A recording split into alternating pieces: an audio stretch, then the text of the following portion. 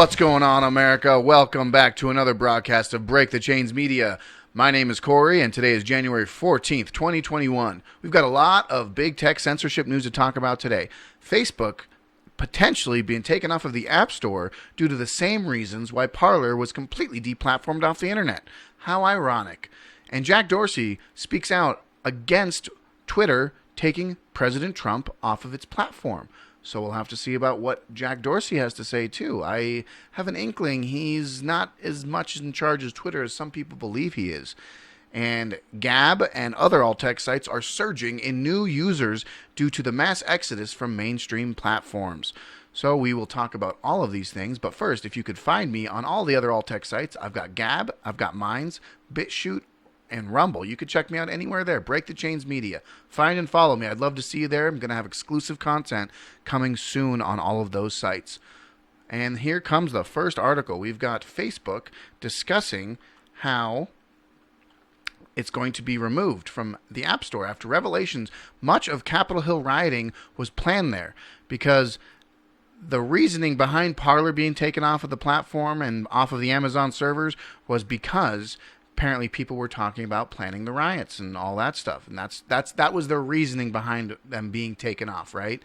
So some are calling Facebook to be banned from the App Store after a Washington Post report revealed that a great deal of Capitol Hill riot was planned on Mark Zuckerberg's platform. A growing body of evidence shows that Facebook played a much larger role in the storming of the building, COO Sheryl Sandberg previously acknowledged. Sandberg claimed that the events were largely organized on platforms that don't have our abilities to stop hate, and we don't have standards, and we don't have our transparency. However, the Post accused her of deflecting blame, enlisting the help of Eric Feinberg, vice president of the Coalition for a Safer Web, who discovered 128,000 Facebook users still discussing the hashtag #StopTheSteal on Monday. So that's evidence enough saying that there are Facebook users discussing discussing the Capitol riots and the protests. But if Parler was taken off of the internet and taken off of their servers because of the Stop the Steal planning and protest, why isn't Facebook under the same kind of scrutiny? That is quite interesting. Feinberg searches for the banned hashtag #StopTheSteal and the affiliated hashtags Do Not Certify, Wild Protest, and Fight for Trump on Facebook, and Instagram has recently as Monday revealed hundreds of posts promoting the rally. So all tech sites have to be completely erased from our existence, but meanwhile, Facebook, Instagram, and other mainstream social media platforms are completely in the clear, so to speak. And so it's not a tit for tat kind of thing, but it's just showing you the complete bias that these internet censorships and the internet push to completely take other people's free speech options away. It should be decentralized. We should have a complete, vast, open, free internet where we can talk about all of our ideas on multiple different platforms. But apparently, Facebook, Instagram are completely exempt from these sort of rules. In other news, Jack Dorsey admits Twitter banning Trump was destructive and dangerous. Now, I know you're going to get some naysayers saying it's on InfoWars, but you can literally just go to his tweet. InfoWars has their own article, and they link the tweet. I do not celebrate or feel pride in our having to ban real Donald Trump from Twitter, or how we got here. After clear warning we'd take this action, we'd made decision with the best information we had on the threats of physical safety both on and off Twitter. Was this correct? Now this goes into a bigger play because I've been hearing in recent months that Jack Dorsey is, just because he is the founder of Twitter does not mean he has control of Twitter, okay? Dorsey admitting the action of the company were evil, which is pretty odd given he's supposed to be in control of it. Either Dorsey is openly bragging about engaging in the evil, or more likely his statements read like a cry for help. Now that's kind of where I'm thinking. And speculation has been flying over the best part of 2 years that Jack Dorsey actually believes in free speech and decentralization in support of Bitcoin and I think Signal as well. Apparently, what Dorsey tells people behind the scenes correlates with his claims that his company has been completely hijacked by far-left extremists and is now totally powerless to stop the takeover. And my personal belief is I think that's actually correct. Jack Dorsey is being is almost used as a talking head figure for Twitter, and he's not really in charge of their administration and what goes on behind the scenes as far as the corporate entity themselves. Okay, and we also, in other news, we have Gab. Gab is completely, for a couple days there, I was having a hard time logging into Gab myself. Sorry for the downtime. We're doing our best to meet demands with this historical exodus. We're making internet history. Thank you for patience and support. Working on some infrastructure improvements. We'll keep you posted while things come back up. Thanks for your patience and understanding. They do have their own servers, and what's I guess hindsight being 2020, they were being attacked a couple years back for potential alt-right and extremist views and all these other things. So what they did is they built their own infrastructure. They have their own servers and their own internet protocols, right?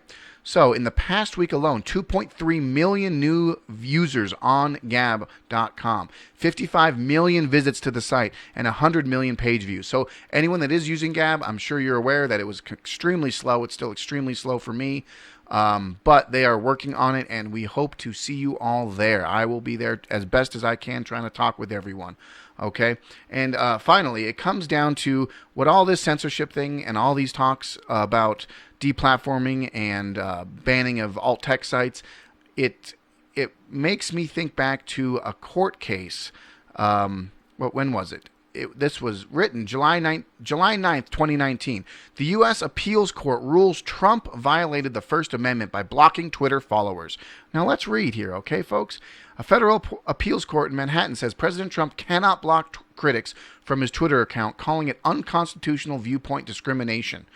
In a 29-page ruling on Tuesday, a three-judge panel of the Second U.S. Circuit Court Appeals unanimously upheld lower court's decision that found Trump violated the First Amendment when he blocked certain Twitter users because he uses his Twitter account to conduct official business and to interact with the public. By preventing critics from accessing his feed, the president is barring them from participating in what judges deem a public forum. The First Amendment does not permit public officials who utilize a social media account for all manner of official purposes to exclude persons from otherwise open online dialogue because they expressed views with which the official disagrees, the judge wrote. So, taking that into consideration, now looking at the complete deplatforming of Donald Trump on all major social platform sites, okay? Not to mention Trump, but thousands and thousands of other conservative or alternative patriot views are getting banned and purged because of violence and hate speech and a potentially far-right, alt-right views, okay? This is completely in violation of the First Amendment.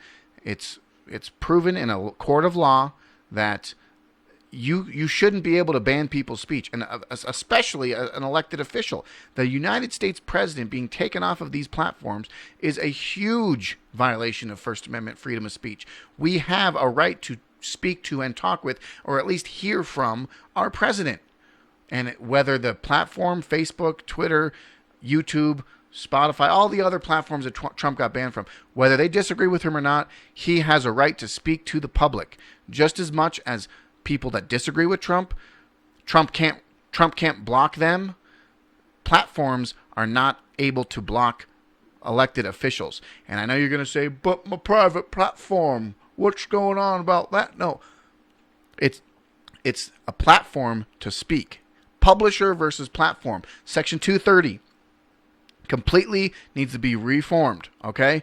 It needs to address almost a new Internet Bill of Rights. So we have the right to speak. Unless you're inciting violence, direct threats, those kind of things, you should be able to speak whatever you want, and without blocking, without censoring, without suspension, all of those things, okay? So with that, folks, I'm going to leave it there. I hope you enjoyed my little rants and spiels about big tech and the censorship being in thereof. And I want you guys to speak your mind, speak your thoughts. Write in the comments below, what do you think about big tech censorship? What's the next step? What's going to happen in the next 3 months, 6 months, 1 year? Are we going to see further infringements of our First Amendment rights? Are other politicians and representatives going to be censored or deplatformed because because they don't fall in line with the main step of the Democrat wing agenda and the mainstream media talking points? What are we going to do, folks? All right, I'm going to leave it there. My name's Corey. This is BreakTheChainsMedia. You can find me on all the alt tech sites. Links are in the description. Fight for freedom.